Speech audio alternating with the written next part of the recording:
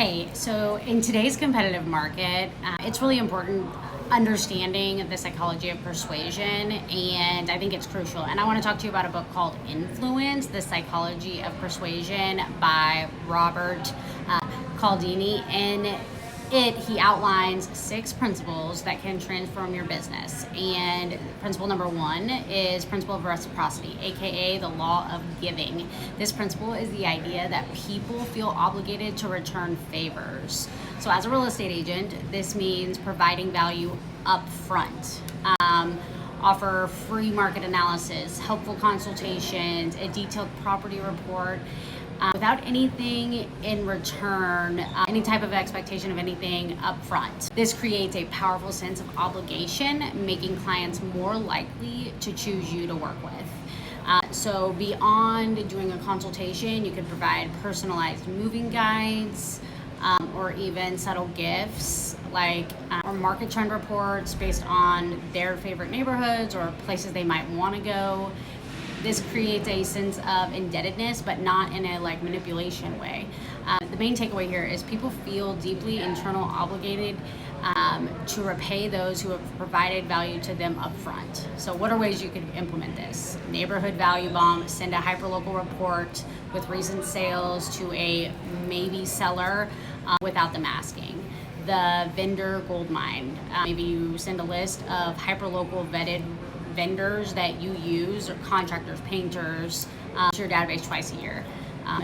Small favor, big return. Bring a high quality coffee from a local coffee shop to your first consultation. Principle 2 is commitment and consistency.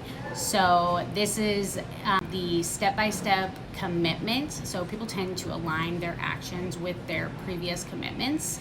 Encourage clients to make a small initial commitment with you, like signing a non-binding agreement or attending a buyer workshop. That creates psychological need for consistency, making them more likely to continue to work with you as they move closer or move into that process. So with the commitment and consistency piece, instead of just the initial commitment, encourage the client to participate in a structured plan, a step-by-step buying or selling checklist, like maybe a pre-checklist, so that they can check it off, and that creates or reinforces this commitment to you over time.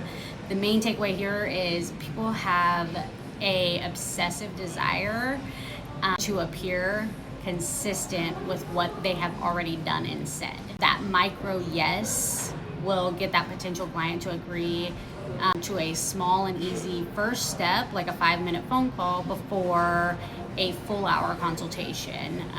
Another one would be the home goal sheet. Have a buyer fill out a wish list early on.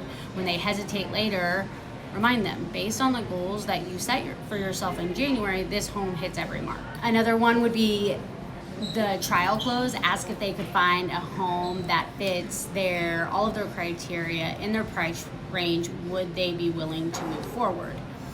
What this does is it encourages them to move forward with you because they said yes when you ask that question, which everyone's going to say yes to. Principle number 3, the social proof. This one is the concept of the power of the herd. When people are uncertain, they look for others for guidance. Leverage social proof relentlessly. Instead of you talking about how awesome you are, use glowing testimonials, success stories, and positive reviews. Highlight closed deals and the number of clients you've helped. This creates a perception of expertise and trustworthiness. Also, predominantly display badges, statistics about successful transactions in specific neighborhoods. Definitely highlighting some of those main key points that you want people to remember. The main takeaway from this one being, when people are uncertain, which they typically are in the home buying process, they look for others to see what is correct or what is right. So as a coach, what I would be saying is stop telling them you're good and show them what everyone else thinks. Some ways to implement this would be a just sold story. Instead of a postcard, send an email detailing out how you solved a specific problem for that client, like how we got 5 offers in 48 hours for the Miller family or a client. This could also look like potentially, if you've read the 7 levels of communication, he uses those testimonials as a way to drip on the people. That is a great resource that would fit this exact category. Another would be screenshot success. So share text messages from a happy client with permission or blocking out their name. The popularity metric is mentioned, and it's I'm currently helping 4 families in this specific zip code, or in this city, or in this town, or in this neighborhood.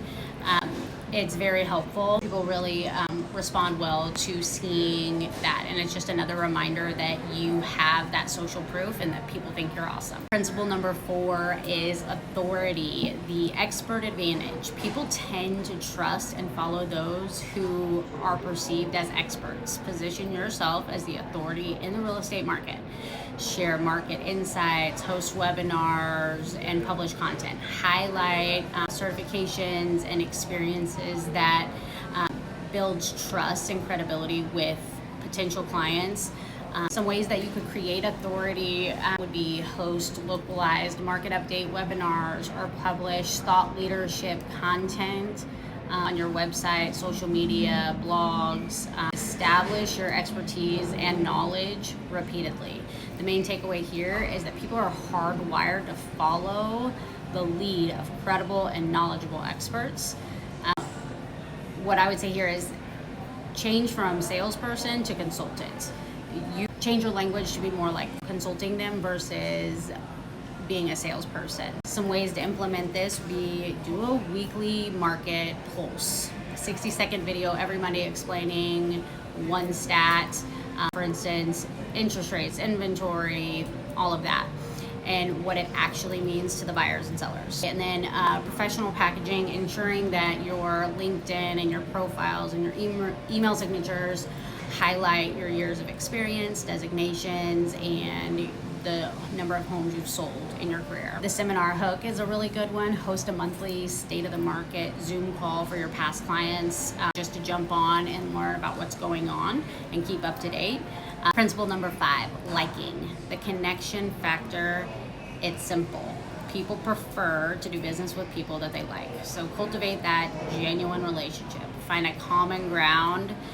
Be personable and truly listen to what your clients are saying. Sometimes we get in this habit of going through the motions. A positive connection will build trust and open doors. So remember clients' personal details. Make sure you're recognizing home anniversary, birthdays, personalized messages. You know, what do most agents do for birthdays? They send a text or DM if they do anything. Why not send a video that takes 10 seconds to shoot? Send a happy birthday the day before and a happy birthday text, or hope you had a great birthday the day after.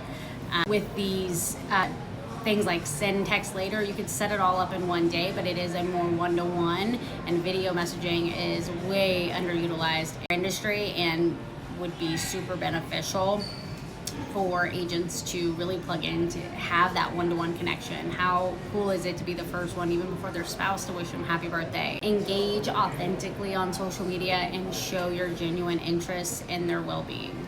If you don't know the tricks like the 7 words and things that where you can trick the algorithm, definitely reach out and I can share some more tips on that to make sure that your social media increases dramatically with just a few tweaks. And they're tiny tweaks. So the main takeaway from this principle would be people prefer to say yes to those they know, like, and we like people who are similar to us or who pay us compliments. So just keep that in mind. The Me Too technique is really something to lean in here. Find a genuine common ground during the listing appointments. Hobbies, kids, pets, build a bridge beyond just the home buying process or selling process. Sending that personalized video could be a great way to do it. Happy home anniversary to your past clients. The power of praise is really big. Genuinely compliment homeowners on specific details of their homes, of the upkeep of the home, and the decor during your walkthroughs. Next, principle number 6 is scarcity, the fear of loss. This principle states that people value things more when they are limited.